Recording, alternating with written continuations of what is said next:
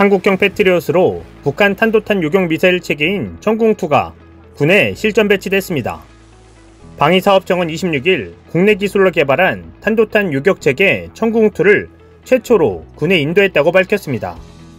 청궁2는 적의 탄도탄과 항공기 공격에 동시 대응하기 위해 국내 기술로 개발한 중거리, 중고도 지대공 요격 미사일 체계입니다. 요격 미사일 체계는 다기능 레이더, 통제소, 발사대 차량으로 구성됩니다. 한 개 발사대는 8개 발사관을 갖고 있습니다. 지대공 미사일은 발사대에서 수직으로 밀어 올린 뒤 공중에서 미사일이 점화되는 콜드 론칭 방식을 채택했습니다. 수직 발사를 함으로써 전방위 사격 능력과 고속 비해체 대응 능력을 갖췄습니다. 청궁 요격 미사일의 길이는 4m가 조금 넘고 무게는 400kg, 미사일 한 발의 가격은 약 15억 원 수준인 것으로 전해졌습니다.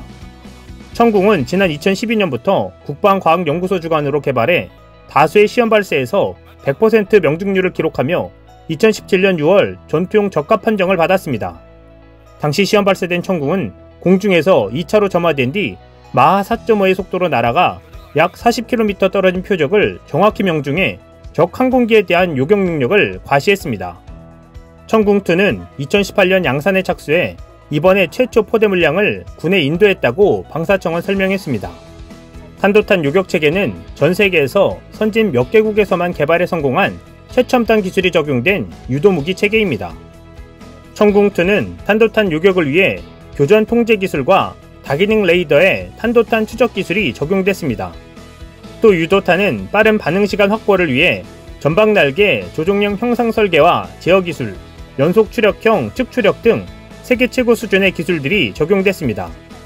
방사청은 탄도탄 및 항공기 동시교전은 물론 운용 중인 청궁과 발사대 단위의 혼합 운용 등이 가능함에 따라 우리 군의 미사일 방어 능력 향상에 크게 기여할 것이라면서 이 미사일이 국내 기술로 개발 및 배치됨에 따라 앞으로 성능 개량과 창정비 등에서 국방 예산 절감이 기대된다고 강조했습니다.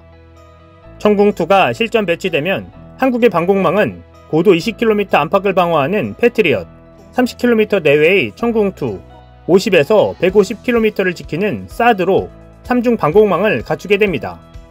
군 당국은 2025년부터는 요격고도 50km 내외인 한국형 사드 LSAM을 배치할 예정입니다. 왕정홍 방위사업청장은 청궁2 1호기의 군 인도가 완료됨으로써 한국형 미사일 방어체계 구축과 전시작전 통제권 조기 전환을 위한 한국군 핵심 군사능력 구비는 물론 방산 수출에도 기여할 것으로 기대한다고 밝혔습니다. 한편 군 당국이 북한군 장사정포 갱도진지를 무력화할 전술지대지 유도무기를 양산하기로 결정했습니다. 콘크리트나 흙더미를 뚫고 들어가 폭발에 파괴하는 KT-SSM이 전력화되면 유사시 서울 등 수도권의 최대 위협인 북한군 장사정포, 300mm 방사포, 스커드 탄도미사일을 최단 시간 안에 무력화하는 데 큰 효과를 발휘할 것으로 보입니다. 방위사업청은 25일 서욱 국방장관 주재로 방치위 회의를 화상으로 열고 KT-SSM 양산계획안과 K2 전차 3차 양산계획안을 심의 의결했습니다. KT-SSM은 올해부터 2025년까지 총 3,220억 원을 투입해 최소 200여 발을 양산할 예정입니다.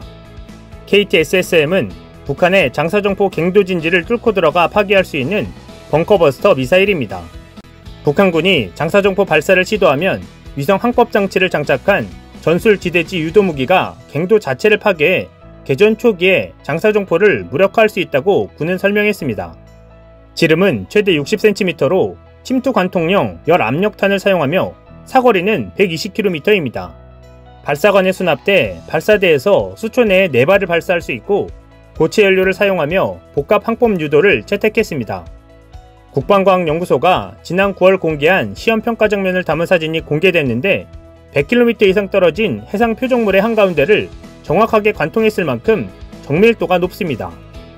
방산 전문 매체 제인스닷컴은 KT-SSM에 대해 외형과 지름이 미국 육군이 사용하는 육군 전술지대지 미사일 ATACMS와 비슷하다고 평가하면서 고폭탄이나 열압력 포격을 넣은 관통용 탄두를 탑재하는 것으로 생각된다고 밝혔습니다. 전술지대지 유도무기는 2010년 북한의 연평도 포격 도발 이후 번개사업이란 이름으로 개발이 추진됐습니다. 북한 장사정포 갱도진지 등을 파기하기 위한 벙커버스터가 개발의 목표였습니다. 국방과학연구소와 방산업체 한화가 2014년부터 본격 개발에 착수해 2017년 개발을 완료했습니다. 2020년 배치될 예정이었으나 예산과 공장 화재 등의 문제로 3년이 미뤄졌습니다. 오는 2022년부터 실전 배치되면 한국 육군은 사거리 40km의 K9 자주포, 80km의 천무 다연장 로켓, 120km의 전술 지대지 유도무기, 사거리 300km의 에이테킴스 등 다양한 사거리와 파괴력을 가진 전력을 고루 갖추게 될 것으로 보입니다. 한편 2023년까지 진행되는 K2 전차 3차 양산 계획은 북한군 기갑전력 위협에 대비하고 미래 전력 구조와 전장 환경에 적합한 K2 전차를 확보하는 사업입니다. 이 사업에는 총 2조 8,300억 원을 투입해 50여 대를 생산합니다. 엔진과 변속기로 구성되는 파워팩은 아쉽게도 2차 양산 사업과 동일하게 엔진은 국산, 변속기는 외국산을 사용하는 혼합 파워팩을 장착하기로 했습니다. 우리 군은 K2 전차를 완전 국산화한다는 목표로 2005년부터 964억 원을 투자해 순수 국산 파워팩 개발을 시도했습니다. 그리고 국산 파워팩이 양산되면 2차 양산부터 적용할 예정이었으나 성능 문제로 인한 군과 방산업체 간의 소송전으로 좀 더 지연되게 되었습니다. K2 전차는 국내 독자 기술력으로 개발해 세계 정상급 전차로 올려놓은 만큼 앞으로 완전 국산화는 시간 문제가 될 것으로 보입니다. 마지막으로 지난 7월 발사된 군 통신위성 아나시스 2호가 우리 군에 인수됐다는 소식입니다. 25일 군 소식통에 따르면 아나시스 2호는 지난달 29일 지상에 이어 우주에서 진행된 운용 시험평가에서 전투용 적합 판정을 받았습니다. 그리고 지난 9일 국군 지휘통신사령부는 아나시스 2호를 인수받고 본격적인 운용에 들어갔습니다. 이로써 우리 군은 최초의 군 전용 위성을 보유한 것은 물론 세계에서 10번째로 군사 전용 위성을 보유한 국가가 됐습니다. 군 전용 위성을 보유함으로써 우리 군은 정보 처리 속도, 전파 방해 대응 기능, 통신 가능 거리 등이 향상되었습니다. 국통사는 기존의 아나시스 1호에서 쓰던 위성 단말기 500여 세트를 활용해 아나시스 2호와 호환한다는 방침입니다. 아나시스 1호가 3G 속도였다면 아나시스 2호는 LTE급 통신 속도를 보여줄 것으로 기대하고 있습니다. 국통사는 이달까지 아나시스 2호가 최종 운용 시험평가를 마치는 대로 내달부터 정지 궤도에서 본격적인 임무를 수행한다는 계획입니다. 이제 우리도 군 전용 위성 아나시스 2호를 통해 단독 작전 수행 능력의 향상을 기대하고 있습니다. 우리 군은 그동안 전파 교란 공격에 취약한 민군 겸용 위성인 무궁화 5호를 갖고 군 통신체제를 운영해왔습니다. 이제는 장병 개개인이 위성 단말기를 착용하기만 하면 아나시스 2호를 통해 언제 어디서든 통신이 가능해져 보다 튼튼한 통신체계를 구축할 수 있게 됩니다. 군은 향후 감시정찰 위성과 조기경보 위성도 단계적으로 확보할 계획입니다. 한국이 국방물자들을 하나둘 국산기술로 대체해 나가며 자주국방의 기틀을 착실히 다져나가고 있는 상황입니다. 이상 시온TV였습니다.